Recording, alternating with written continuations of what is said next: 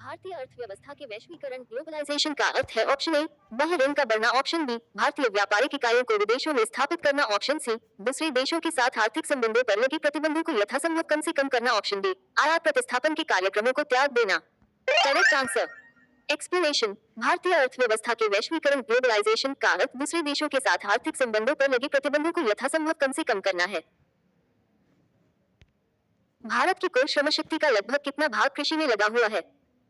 Option A 43%, option B 49%, option C 54%, option D 65%।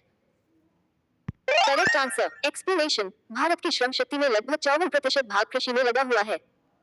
Bharat एक कृषि प्रधान देश है, यहाँ के ज्यादातर लोग कृषि के जरिए अपना घर चलाते हैं।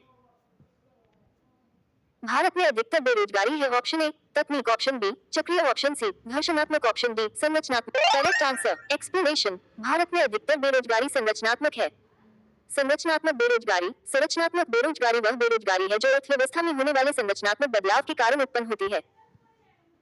भारत में बेरोजगारी के आंकड़े एकत्रित एवं प्रकाशित करता है, ऑप्शन ए नीति आयोग, ऑप्शन बी वित्त आयोग, option C N0S0S0 option D U0N0O0। Correct answer. Explanation. राष्ट्रीय प्रतिवर्ष सर्वेक्षण संगठन national sample survey organisation NSSO Bharat सरकार के सांख्यिकी मंत्रालय के अधीन एक संगठन है। अब इसका नाम राष्ट्रीय प्रतिवर्ष सर्वेक्षण कार्यालय नेशनल सैंपल सर्वे ऑफिस हो गया है।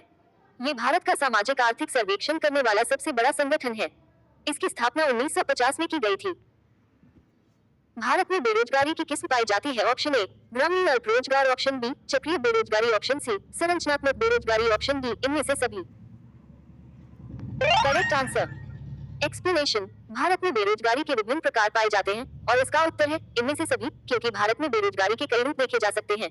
आइए इनके बारे में संक्षिप्त जानकारी लेते हैं। एक, ग्रामीण अल्प रोजगार रूरल अंडर एम्प्लॉयमेंट। ये तब होता है जब ग्रामीण क्षेत्रों में लोग अपनी पूर्ण क्षमता से कम काम करते हैं।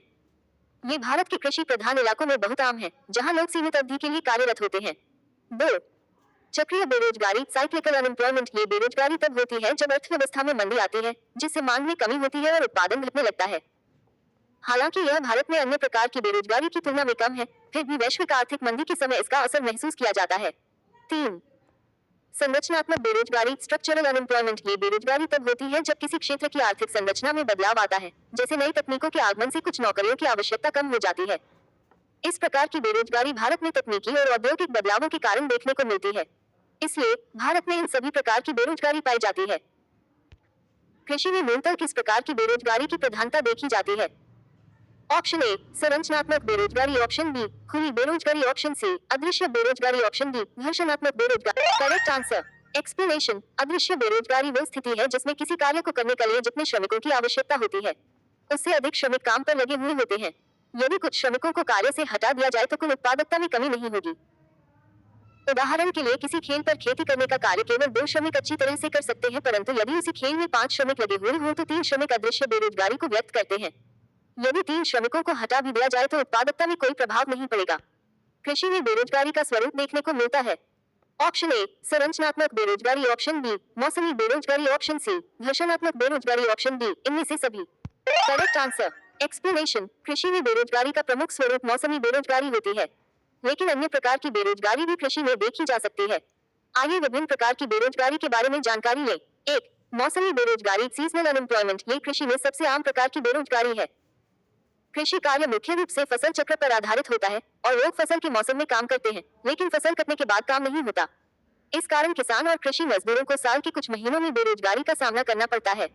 दो, संरचनात्मक बेरोजगारी स्ट्रक्चरल अनएम्प्लॉयमेंट। जब कृषि के पुराने तरीकों को बदलकर नए तरीके अपनाए जाते हैं या तकनीक में बदलाव होता है, तो कुछ लोग इस बदलाव के कारण रोजगार खो देते हैं। इसे संरचनात्मक बेरोजगारी कहते हैं। तीन, घर्षणात्मक बेरोजगारी फ्रिक्शनल अनएम्प्लॉयमेंट। जब लोग एक जगह से दूसरी जगह काम ढूंढने के लिए जाते हैं या कृषि क्षेत्र में काम छोड़कर अन्य क्षेत्रों में जाने की कोशिश करते हैं, तो इस दौरान उन्हें कुछ समय के लिए बेरोजगारी का सामना करना पड़ता है। इसे घर्षणात्मक बेरोजगारी कहा जाता है। हालांकि कृषि क्षेत्र में मौसमी बेरोजगारी सबसे प्रमुख है, लेकिन अन्य प्रकार की बेरोजगारी भी देखी जा सकती है, इसलिए सही उत्तर होगा इनमें से सभी। प्रच्छन्न बेरोजगारी का अर्थ है ऑप्शन ए काम करने के इच्छुक होना और काम न मिलना, ऑप्शन बी पूरे वर्ष भर प्रत्येक दिन काम न मिलना, ऑप्शन सी विशाल श्रमिक शक्ति को नियोजित करने के लिए पूंजी का अपर्याप्त होना, ऑप्शन डी आवश्यकता से अधिक लोगों का कार्यरत होना। Correct answer. एक्सप्लेनेशन, अदृश्य बेरोजगारी वो स्थिति है जिसमें किसी कार्य को करने के लिए जितने श्रमिकों की आवश्यकता होती है, उससे अधिक श्रमिक काम पर लगे हुए होते हैं। यदि कुछ श्रमिकों को कार्य से हटा दिया जाए तो कुल उत्पादकता में कमी नहीं होगी। उदाहरण के लिए किसी खेल पर खेती करने का कार्य केवल 2 श्रमिक अच्छी तरह से कर सकते हैं, परंतु यदि उसी खेल में 5 श्रमिक लगे हुए हों तो 3 श्रमिक अदृश्य बेरोजगारी को व्यक्त करते हैं। यदि 3 श्रमिकों को हटा भी दिया जाए तो उत्पादकता में कोई प्रभाव नहीं पड़ेगा। भारत में ग्रामीण क्षेत्रों में कौन सी बेरोजगारी सर्वाधिक पाई जाती है? ऑप्शन ए, मौसमी बेरोजगारी, ऑप्शन बी, अदृश्य बेरोजगारी, ऑप्शन सी, उपयुक्त दोनों, ऑप्शन डी, इनमें से कोई नहीं। Correct answer. एक्सप्लेनेशन, भारत के वर्तमान समय में देश में किस प्रकार की बेरोजगारी की समस्या बहुत गंभीर समस्या बनी हुई है? ऑप्शन ए, ग्रामीण बेरोजगारी, ऑप्शन बी, शहरी बेरोजगारी, ऑप्शन सी, शिक्षित बेरोजगारी, ऑप्शन डी, खुली बेरोजगारी। Correct answer.